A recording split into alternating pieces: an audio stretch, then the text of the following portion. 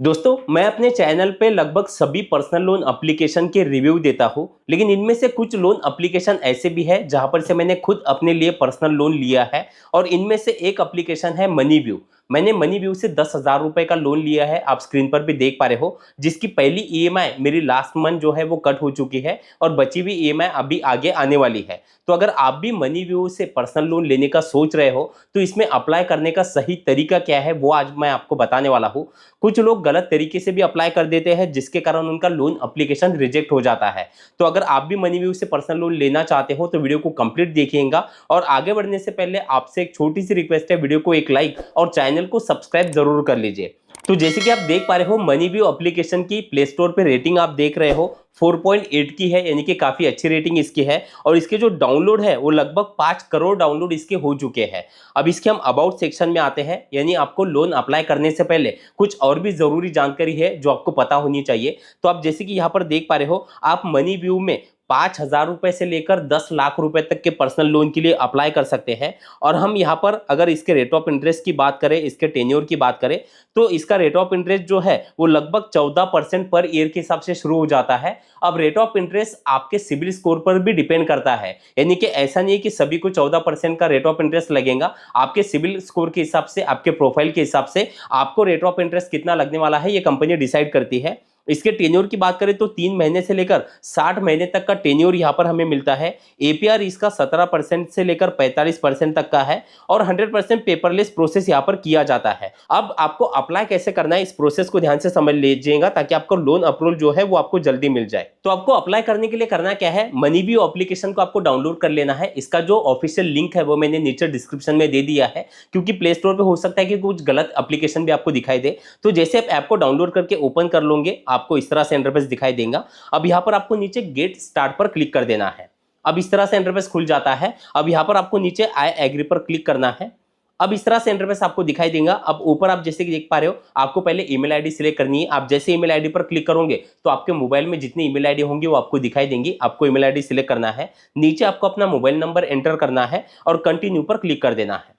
अब इस तरह से होम पेज आपके सामने मनीव्यू एप्लीकेशन का आपको दिखाई देगा।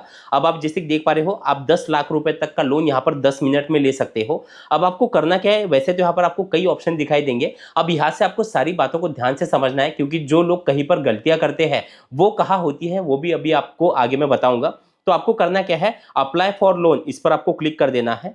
अब इस तरह से इंटरफेस आपके सामने खुल जाता है। अब यहाँ पर आपको अपने पैन कार्ड पे जो आपका फर्स्ट नेम लास्ट नेम जो है वो आपको यहाँ पर डालना है। आपका एजुकेशन क्या हुआ है वो आपको सिलेक्ट करना है। इसके बाद आपका मैरिटल स्टेटस आपको सिलेक्ट करना है। अब उसके बाद प्रेफर्ड लोन अमाउंट वाला ऑप्शन आपको दिखाई दे रहा है, जिसमें कुछ लोग गलतियां कर देते हैं। अब देखिए, आपको लोन कितना चाहिए ये यहाँ पर आपको टाइप करना होता है। अब कुछ लोग क्या करते हैं कि उनका सिबिल स्कोर तो कम होता है और कोई एक अच्छा इनकम प्रूफ भी नहीं होता और लोन अमाउंट जो है वो ज्यादा डाल देते हैं। मैं अपने हर वीडियो में बताता हूं कि अगर आपका सिबिल स्कोर कम है और आपके पास कोई एक अच्छा इनकम प्रूफ नहीं है तो लोन अमाउंट थोड़ा कम रखिए। मुझे पता है कि आपको जरूरत ज्यादा पैसों की है, लेकिन अगर आप ज्यादा बड़ी अमाउंट डाल दोगे तो आपका लोन एप्लीकेशन अगर रिजेक्ट हो गया तो आपको कुछ ही पैसा नहीं मिलेगा। तो इसलिए आपको लोन अमाउंट कम रखना है ताकि आपको अप्रूवल मिलने के चांसेस बढ़ जाए। तो जैसे आप यहाँ पर लोन अमाउंट डाल दोगे, उसके बाद आप जैसे देख पा रहे हो एम्प्लॉयमेंट टाइप। अब एम्प्लॉयमेंट टाइप पर आप जैसे क्लिक कर देते हो तो यहाँ पर आपको सैलरीड और सेल्फ एम्प्लॉयड के आपको ऑप्शन दिखाई देते हैं। अब जैसे कि सैलरीड उन लोगों के लिए जो कहीं पर जॉब करते हैं, उनको फिक्स सैलरी आती है।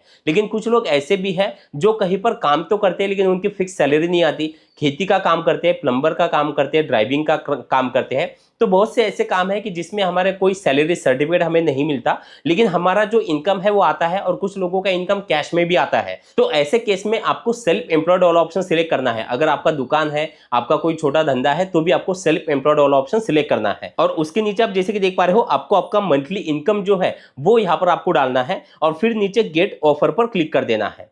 अब जैसे कि आप देख पा रहे हो, मैंने यहाँ पर जो जानकारी है वो सारी डाल दी है और आप यहाँ पर देख रहे हो कि मैंने प्रेफर्ड लोन अमाउंट जो है वो सिर्फ 10,000 का यहाँ पर रखा है। और नीचे आप मंथली इनकम भी देख रहे हो, सब कुछ मैंने यहाँ पर टाइप कर दिया और गेट ऑफर पे मैं जैसे क्लिक करूंगा, अब इस तरह से इंटरफेस आपको दिखाई देगा। अब यहाँ पर आपको दो ऑप्शन दिखाई देते हैं, यहाँ पर भी कुछ लोग गलतियां कर देते हैं। अब जैसे कि ऊपर वाला आप देख रहे हो, हमें 35,000 रुपए का भी लोन मिल सकता था, लेकिन उसके लिए आप देख रहे हो digitally submit bank statement and get up to 35,000। यानी कि अगर हम बैंक स्टेटमेंट यहाँ पर लगाते हैं तो 35,000 से भी ज्यादा तक का लोन हमें मिल सकता है। लेकिन अब ज्यादातर लोग ऐसे हैं कि जिनका बैंक अकाउंट का ट्रांजैक्शन नहीं है, उनका पेमेंट जो है बैंक अकाउंट में नहीं आता, तो उन लोगों को क्या करना है, नीचे आप जैसे कि देख पा रहे हो without bank statement get up to 15,000, यानी कि अगर हम विदाउट बैंक स्टेटमेंट अगर ले तो 15,000 रुपए तक का लोन हमें मिलेगा। तो अगर आपके पास बैंक स्टेटमेंट है, आपका जो इनकम है वो आपके अकाउंट में आता है, आपके पास अच्छा सैलरी स्लिप है, तो फिर आप यहां पर से ऊपर वाला ऑप्शन सिलेक्ट कर सकते हो अगर आपको ज्यादा लोन की जरूरत है। लेकिन अगर आपके पास बैंक स्टेटमेंट नहीं है तो आपको नीचे वाला ऑप्शन सिलेक्ट करना पड़ेगा। तो जैसे कि हमारे केस में हमने नीचे वाला जो 15,000 का अमाउंट है उसके लिए मैंने गेट लोन पर क्लिक कर दिया। अब जो हमारी अमाउंट है वो यहाँ पर हमें इस तरह से दिखाई देगी। अब जो 15,000 की अमाउंट है ये मेरे सिविल स्कोर के हिसाब से या मेरे क्राइटेरिया के हिसाब से मुझे इतनी दिखाई दी। आपके केस में हो सकता है कि इससे कम या इससे ज्यादा आपको दिखाई दे। अब जो यहाँ पर 15,000 की अमाउंट है आपके केस में जितनी रहेंगी, जरूरी नहीं कि जो अमाउंट यहाँ पर दिखाई दे रही है इतनी हमें पूरी लेना है, आप इसे कम भी कर सकते हो। जैसे कि मुझे यहाँ पर से 10,000 चाहिए थे तो मैंने 10,000 पर इसे सिलेक्ट कर लिया। अब नीचे आप जैसे कि देख पा रहे हो आपको लोन टर्म दिखाई देगा। अब जैसे मैंने शुरुआत में भी बताया था कि अगर आप ज्यादा इंटरेस्ट नहीं देना चाहते तो आपको टेन्योर जो है वो कम रखना है, यानी आपको कम ईएमआई लेना है। अब इसमें आपकी ईएमआई बढ़ जाएंगी तो ये अब आपको डिसाइड करना है कि आप मंथली कितनी ईएमआई दे सकते हो। अब आपको नीचे टेन्योर दिखाई दे रहा है जो कि 3 महीने, 4 महीने, 8 महीने, आपके लोन के हिसाब से टेन्योर आपको यहाँ पर दिखाई देगा। आपको हर टेन्योर में ईएमआई दिखाई देती है, कितनी ईएमआई आपको आने वाली है, उसमें आपका इंटरेस्ट कितना चाहेगा वो भी आपको यहाँ पर दिखाई देता है। अब नीचे आप जैसे देख पा रहे हो प्रोसेसिंग फीस के भी चार्जेस आपको यहाँ पर दिखाई दे रहे हैं। अब प्रोसेसिंग फीस के चार्जेस भी आपके प्रोफाइल के हिसाब से कम या ज्यादा हो सकते हैं। तो आपको करना क्या है, नीचे कंफर्म एंड प्रोसीड पर क्लिक कर देना है। अब इस तरह से इंटरफेस खुल जाता है। अब आप जैसे कि देख पा रहे हो a little more about you. अब आपको नीचे फादर का नाम डालना है, मदर का नाम डालना है। उसके नीचे आप जैसे कि देख पा रहे हो वेयर डू यू लिव। अब आपका जो घर है या आप जहां पर रहते हो वो आपका खुद का है या रेंट से है वो आपको सिलेक्ट करना है। उसके नीचे पर्पस ऑफ लोन, लोन आप क्यों ले रहे हो उसका रीजन यहाँ पर आपको सिलेक्ट करना है। ये वैसे नॉमिनल है, आपको यानी इतना भी ज्यादा जरूरी नहीं है, लेकिन आपको सिलेक्ट करना होता है। और उसके नीचे सोशल कैटेगरी ये आपको सिलेक्ट करनी है, आपको लैंग्वेज सिलेक्ट कर लेनी है और नीचे कंटिन्यू पर क्लिक कर देना है। अब आप जैसे कि देख पा रहे हो अबाउट योर बिजनेस, जैसे कि हमने सैलरीड वाला ऑप्शन सिलेक्ट किया है। अब जैसे कि अगर आप कोई प्लम्बर का, खेती का, ड्राइविंग का काम करते हो तो अब आप सोच रहे होंगे कि बिजनेस हमारा तो नहीं है, हम यहाँ पर क्या फिल करें। तो आप जैसे कि देख पा रहे हो ये जो है ये नॉमिनल प्रोसेस है, आपने कुछ भी टाइप कर दिया तो भी कोई दिक्कत नहीं है। अब आप जैसे कि देख पा रहे हो आपको बिजनेस का नेम यानी आप कौन से कैटेगरी का काम कर रहे हो वो बिजनेस का नेम आपको सिलेक्ट करना है। नीचे रजिस्टर्ड एड्रेस यानी कि आप काम कहाँ पर करते हो वो एड्रेस आपको सिलेक्ट करना है। पिन कोड वहां पर का आपको डालना है। और नीचे आप जैसे कि देख पा रहे हो आपका जो बिजनेस है या आप जहां पर काम कर रहे हो वो जगह आपकी खुद की है, रेंट से है, ये आपको सिलेक्ट करना है। उसके बाद आप नीचे जैसे कि देख पा रहे हो रजिस्ट्रेशन टाइप यानी कि बिजनेस आपका खुद का है, पार्टनरशिप में है, वो आपको सिलेक्ट करना है। नेचर ऑफ बिजनेस, आपका बिजनेस कौन सा है वो सिलेक्ट करना है। इंडस्ट्री कौन सी है वो सिलेक्ट करनी है। बिजनेस एज यानी कि आपको काम करके कितने साल हुए हैं वो बिजनेस की एज आपको सिलेक्ट करना है। अब नीचे आप जैसे कि देख पा रहे हो जीएसटी नंबर, जीएसटी नंबर तो हमारे पास नहीं है तो यहाँ पर मैंने नो पर सिलेक्ट कर लिया। अगर आपके पास है तो आप यस पर सिलेक्ट कर लीजिए। और नीचे आप जैसे कि देख पा रहे हो उद्यम सर्टिफिकेट, ये भी हमारे पास नहीं है तो ये भी मैंने नो पर सिलेक्ट कर लिया। और फिर आपको नीचे कंटिन्यू पर क्लिक कर देना है। अब इस तरह से इंटरफेस खुल जाएगा सबमिट केवाईसी। अब केवाईसी के लिए दो ऑप्शन यहाँ पर दिए गए हैं, पहला है डिजी लॉकर केवाईसी और दूसरा है पेपरलेस केवाईसी। अब डिजी लॉकर केवाईसी किन लोगों के लिए, जिनका डिजी लॉकर पे अकाउंट बना हुआ है, तो आप यहाँ पर से अपने डिजी लॉकर की केवाईसी कर सकते हो, जिसमें आपको आधार कार्ड का नंबर डालना होता है। आधार कार्ड के साथ जो नंबर लिंक है उस पर एक ओटीपी आएगा, वो आपको से वहां पर टाइप करना है। तो इस तरह से आप डिजी लॉकर के जरिए केवाईसी कर सकते हो। अगर आपका डिजी लॉकर पे अकाउंट नहीं है तो आप जैसे कि देख पा रहे हो पेपरलेस केवाईसी, तो मैं पेपरलेस केवाईसी कैसे की जाती है वो आपको दिखा देता हूं। जैसे आप इस पर क्लिक कर दोगे अब यहाँ पर इस तरह से इंटरफेस आपके सामने खुल जाएगा। यहाँ पर आपको अपने आधार कार्ड का नंबर डालना है, नीचे कैप्चा है वो आपको फिल करना है और लॉगिन विद ओटीपी पर क्लिक कर देना है। अब यहाँ पर आपके मोबाइल नंबर पर जो कोड आएगा वो कोड यहाँ पर आपको डालना है, एक 4 डिजिट कोड यहाँ पर आपको सेट करना है और कंटिन्यू पर क्लिक कर देना है। अब इस तरह से इंटरफेस आपको दिखाई देगा केवाईसी सबमिट सक्सेसफुली। अब आपको अपने आधार कार्ड का यहाँ पर फोटो दिखाई देता है। अब नीचे आपको क्या करना है, अगर ये बराबर है तो कंफर्म पे क्लिक कर देना है। अब सबमिट डॉक्यूमेंट में आप जैसे कि देख पा रहे हो यहाँ पर आपको अपना एक लाइव सेल्फी अपलोड करना है। जैसे आप नीचे डन पर क्लिक कर दोगे तो सेल्फी आप अपलोड कर देते हो, तो इस तरह से इंटरफेस दिखाई देगा। सबमिट डॉक्यूमेंट पर आपको क्लिक कर देना है।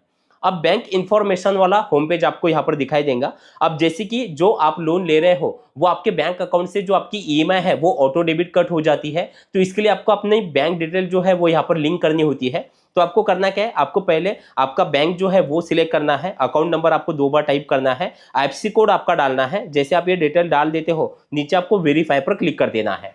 अब आप जैसे कि देख पा रहे हो इस तरह से इंटरफेस खुल जाएगा, आपको सबमिट एंड कंटिन्यू पर क्लिक कर देना है। अब आप जैसे देख पा रहे हैं यूर एप्लीकेशन इज सबमिट, लेकिन अभी हमारा लोन जो है वो अप्रूव नहीं हुआ है। आपको इसे कट करके मेन होम पेज पर आ जाना है। अब इस तरह से मेन मनीव्यू के होम पेज पर आप आ जाओगे। अब आप जैसे देख पा रहे हो कंटिन्यू एप्लीकेशन, इस पर आपको क्लिक कर देना है। अब इस तरह से इंटरफेस खुल जाएगा, रिव्यू प्रोविजनल लोन डिटेल। अब आपने जो लोन आपको मिला है, जो सिलेक्ट किया है, वो लोन की डिटेल आपको दिखाई देंगी। आपकी ईएमआई कितने की है, कितने महीनों के लिए है, प्रोसेसिंग फीस के चार्जेस, ये सब आपको बराबर एक बार फिर से चेक करना है और नीचे कंफर्म पे क्लिक कर देना है। अब यहाँ पर तीसरा एक स्टेप है इनेबल ईएमआई ऑटो डेबिट, आपको इनेबल नाउ पर क्लिक कर देना है। अब जो बैंक डिटेल हमने यहाँ पर सबमिट की है, तो आप जैसे कि देख पा रहे हो ऊपर आपको दिखाई देंगी। अब नीचे आप आधार के जरिए भी कर सकते हो या फिर एटीएम डेबिट के जरिए भी कर सकते हो। तो जैसे कि हमें यही बैंक के जरिए करना है तो मैं आधार वाला ऑप्शन सिलेक्ट कर लूंगा। अब इस तरह से इंटरफेस आपको दिखाई देगा, ऊपर आपको आपकी लोन अमाउंट दिखाई देती है। नीचे आप जैसे कि देख पा रहे हो यहाँ पर आपको आधार वाला ऑप्शन सिलेक्ट करना है और सबमिट पर क्लिक कर देना है। अब आपकी जो बैंक है वो ऑटोमेटिक यहाँ पर जो है वो लिंक हो जाएंगी। अब इस तरह से आपको इंटरफेस दिखाई देगा, आपके बैंक का नाम आपको दिखाई देता है, ये आपको एक बार बराबर चेक कर लेना है और नीचे आकर आपको प्रोसीड पर क्लिक कर देना है। अब फिर से इस तरह से इंटरफेस दिखाई देता है, फिर से आपको नीचे प्रोसीड पर क्लिक कर देना है। अब इस तरह से इंटरफेस दिखाई देगा। अब यहाँ पर आपको अपने आधार कार्ड का नंबर डालना है और सबमिट पर क्लिक कर देना है। अब आपके आधार कार्ड के साथ जो नंबर लिंक है उस पर एक ओटीपी आएगा, वो ओटीपी डाल के फिर से सबमिट पर क्लिक कर देना है। अब फिर से इस तरह से इंटरफेस दिखाई देता है। अब आप जैसे कि देख पा रहे हो ऑथेंटिकेशन सक्सेस। अब आप फिर से जैसे मेन होम पेज पर आ जाओगे, अब आपको इस तरह से इंटरफेस दिखाई देगा। अब आप जैसे कि देख पा रहे हो इनेबल ईएमआई ऑटो डेबिट। अब उसके नीचे आपको चौथा एक ऑप्शन दिखाई दे रहा है रिव्यू एंड सबमिट एग्रीमेंट, आपको रिव्यू नाउ पर क्लिक कर देना है। अब यहाँ पर कंफर्म योर एड्रेस, आपका जो एड्रेस है वो यहाँ पर आपको टाइप करना है और कंफर्म पे क्लिक कर देना है। अब आप जैसे कि देख पा रहे हो यहाँ पर आपको 2 लोगों का रेफरेंस देना होता है, जैसे कि पहला फैमिली में से किसी का और दूसरा अपने एक दोस्त का। जैसे आप रेफरेंस यहाँ पर उनका नाम नंबर डाल देते हो, नीचे आपको ऐड रेफरेंस पे क्लिक कर देना है। अब यहाँ पर आपको आपका जो फॉर्म है वो आपको दिखाई देगा, आपको एक बार इसे चेक करना है, नीचे ओके पर क्लिक कर देना है। अब फिर से आपकी लोन जो है वो आपको यहाँ पर डिटेल दिखाई देंगी, आपको फिर से इसे चेक करके नीचे कंटिन्यू पर क्लिक कर देना है। अब इस तरह से इंटरफेस खुल जाता है, आपको नीचे साइन एग्रीमेंट पर क्लिक कर देना है। अब आप जैसे कि देख पा रहे हो एग्रीमेंट वेरीफाइड सक्सेसफुली, आपको नीचे डन पर क्लिक कर देना है। अब लास्ट इस तरह से इंटरफेस आपको दिखाई देगा मनी ट्रांसफर टू बैंक। अब यहाँ पर ये जो प्रोग्रेस में जा चुका है, यानी जो हमारी जो लोन अमाउंट है वो लगभग 24 घंटे के अंदर हमारे बैंक अकाउंट में ट्रांसफर हो जाएंगी।